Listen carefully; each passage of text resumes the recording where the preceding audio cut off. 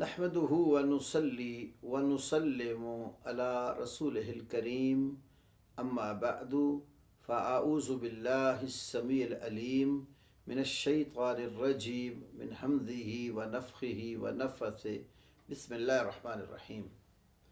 ابھی ہم بلوغ المرام جو حدیث کی کتاب ہے اس کی کتاب الطہارہ سے باب المیاہ سے 16 نمبر حدیث پڑھیں گے۔ یہ حدیث جو ہے مشروبات میں مکھی کے گر جانے کے متعلق ہے۔ وعن ابی ہریرہ رضی اللہ تعالی عنہ قال قال رسول اللہ صلی اللہ علیہ وسلم اذا وقع الذباب في شراب احدكم فليغمسه ثم لينزعه فإن في احد جناحيه داء وفي الآخر شفاء اخرجہ البخاری و ابو داود وزاد وإنه يتقي بجناحه الذي فيه الداء۔ ابو ہریرہ رضی اللہ تعالی عنہ حدیث بیان کرتے ہیں، رسول اللہ صلی اللہ علیہ وسلم نے فرمایا اذا وقع جب گرد پڑے الذباب مکھی فی شراب احدکم تم میں سے کسی ایک کے مشروب میں، یا شراب بمانا مشروب پینے والی چیز ہے، شاربہ یشرب شراب مصدر بمانا مفعول ہے پینے والی چیز۔ فَلْيَغْمِسْهُ تو وہ اس کو پانی میں ڈبو دے، ثُمَّ لِيَنْزَعْهُ پھر اس کو کھینچ کے باہر نکال دے۔ فَإِنَّ فِي أَحَدِ جَنَاحَيْهِ تو یقیناً اس کے دو پروں میں سے ایک پر کے اندر داعن بیماری ہے، وفی الآخر شفاء اور دوسرے پر میں شفا ہے۔ اخرجہ البخاری و ابو داود، اس حدیث کو امام بخاری اور امام ابو داود نے روایت کیا ہے۔ وزاد اور ابو داود نے یہ الفاظ زائد ذکر کیے ہیں، وَإِنَّهُ يَتَّقِي اور بے شک وہ مکھی بچاؤ کرتی ہے بجناحہ الذی اپنے اس پر کے ذریعے فیہ الداء جس کے اندر بیماری ہوتی ہے، اس کو اٹھا کر رکھتی ہے۔ تو یہ جو حدیث رسول کریم صلی اللہ علیہ وسلم کی ہے یہ مکھی کے حوالے سے ہے۔ مکھی اللہ رب العالمین کی مخلوقات میں سے ایک حقیر سا اڑنے والا چھوٹا سا سمجھ لو یہ ایک جاندار سی چیز ہے۔ تو اس کا ذکر قرآن پاک کے اندر اللہ رب العالمین نے بھی کیا ہے۔ سورۃ الحج کی 73 نمبر آیت میں 17 پارے کے بالکل آخر میں ہے، یا ایھا الناس ضرب مثل فاستمعوا لہ، اے انسانوں ایک مثال بیان کی جا رہی، اس کو غور سے سنو۔ ان الذین تدعون من دون اللہ یقیناً وہ لوگ جن کو تم اللہ کے سوا پکارتے ہو، لن یخلقوا ذبابا ولو اجتمعوا لہ، ہرگز وہ ایک مکھی کے بھی خالق نہیں ہو سکتے اگرچہ وہ سارے کے سارے ایک جگہ پر جمع ہو جائے۔ وَإِن يَسْلُبُهُمُ الذُّبَابُ شَيْئًا اور اگر مکھی ان سے کوئی چیز چھین کر لے جائے، لا يَسْتَنْقِذُوهُ مِنْهُ یہ اس سے وہ چیز چھڑانے کی اور واپس لینے کی بھی طاقت نہیں رکھتے۔ ضعف الطالب والمطلوب یہ طلب کرنے والا اور مانگنے والا اور جس سے مانگا جا رہا ہے طلب کیا جا رہا ہے دونوں ہی کمزور ہیں۔ تو اللہ رب العالمین نے اس آیت کریمہ میں مکھی بطور مثال ذکر کی ان لوگوں کے عقیدے کی تردید کے لیے جو اللہ کی ہستی کو چھوڑ کر اللہ کے سوا اوروں کی پکار کرتے ہیں۔ تو مکھی جو ہے اس کے اندر اللہ تعالیٰ نے ایک خاصیت رکھی ہے کہ مکھی ایک ایسا جو ہے نا وہ جاندار ہے جس کے اندر ایک پر میں بیماری اور ایک پر میں شفا رکھی ہے، جس کی تائید آج جدید جو ہے وہ طبی سائنس نے بھی کر دی ہے کہ مکھی کے ایک پر میں بخار اور ٹائیفائیڈ کے جراثیم ہوتے ہیں، جبکہ دوسرے پر میں اللہ نے ان کا توڑ بھی رکھا ہے۔ دیکھیے اللہ رب العالمین نے یہ بات بذریعہ وحی نبی اکرم صلی اللہ علیہ وسلم کو آج سے 14 صدیاں جو ہیں اور کچھ سال پہلے یہ بات بتا دی تھی، جس وقت یہ آج کی طبی سائنس اور جدید آلات اور دنیا کی ترقی والے جو اسباب پیدا ہو چکے بالکل ناپید تھے، ان کا وجود ہی نہیں تھا۔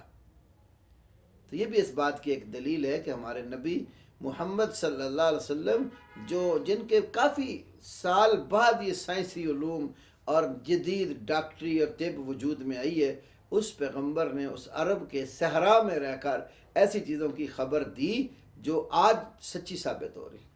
یہ رسول کریم صلی اللہ علیہ وسلم کی نبوت کی صداقت پر بھی ایک دلیل ہے۔ تو اسی طرح مکھی کی ایک عادت اس میں بیان ہوئی، جب بھی وہ گرتی ہے، یہ ہمارے مشاہدے میں ہے، پانی میں جب مکھی گرتی ہے کسی مشروب میں، ایک پار وہ ڈبوتی ہے اور ایک اٹھا کے رکھتی ہے۔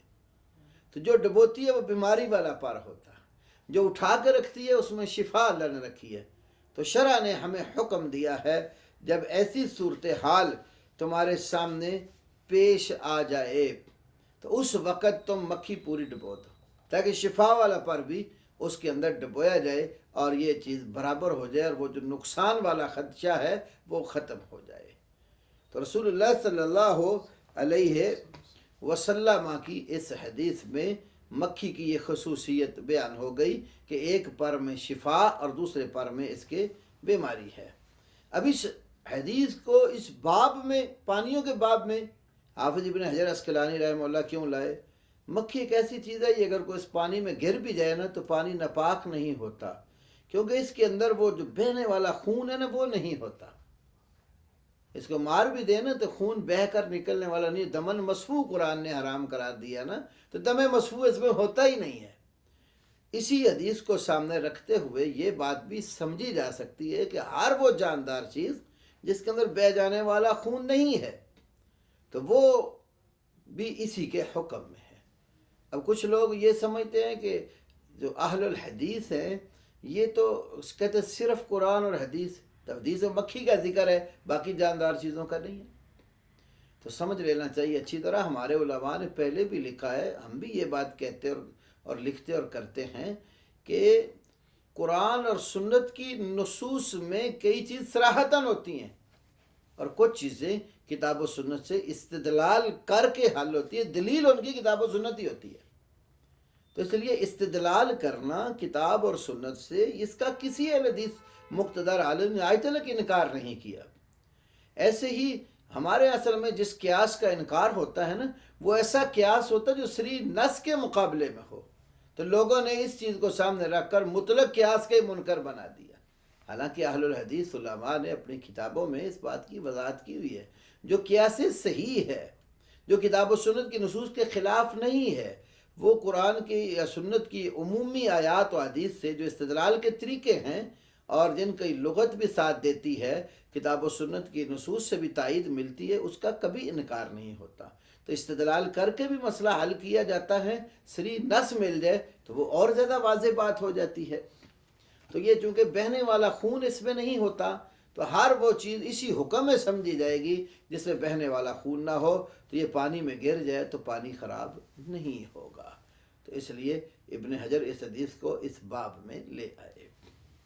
تو اس حدیث سے ایک فائدہ یہ بھی معلوم ہوا کہ شریعت اسلامیہ نے ہمارے لیے دلوں کے اور باقی جسموں کے امراض بھی بیان کیے ہیں۔ جسم بیمار ہوتا ہے تو اس کے لیے شریعت نے کئی احکام، کتب طب جس طرح حدیث کی کتابوں میں، دل بیمار ہوتے ہیں تو دلوں کا جو روگ ہے وہ اعتقادی روگ یا جو جنون کا روگ ہے اس کا علاج بھی کتاب و سنت میں بتایا ہے۔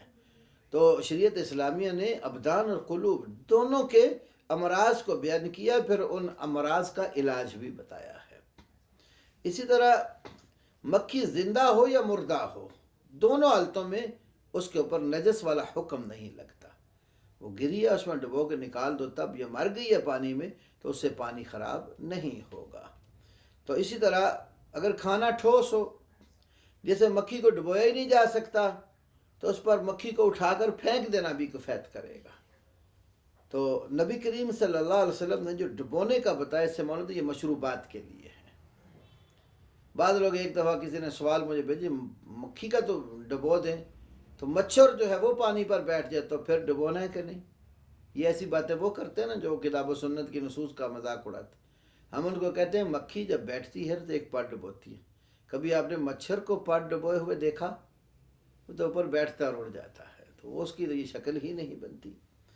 اسی طرح اللہ رب العالمین کی قدرت کاملہ کا نمونہ بھی اس حدیث سے معلوم ہوتا ہے کہ مکھی جیسی بے حد معمولی اور کمزور شے کو اللہ تعالیٰ نے دو متضاد چیزوں کا نمونہ بنا دیا ہے. اس ایک ہلکی سی کمزور مخلوق میں شفا بھی رکھی ہے اور اس میں بیماری بھی رکھی ہے، جس سے معلوم ہوتا ہے کہ اللہ تعالیٰ بسا اوقات ایک وجود میں بیماری بھی رکھ دیتا ہے اور شفا بھی رکھ دیتا ہے. یہ بھی اس کی قدرت کاملہ کا ایک نمونہ ہے. اور اس کی مثال دیکھیں کہ حقیر سی مخلوق کے اندر اللہ نے دے دی ہے. انسان بھی دیکھیں بعض اوقات اس کے اندر بیماری کے جراثیم ہوتے ہیں، جو قوت مدافعت غالب ہوتی ہے وہ دبے رہتے ہیں.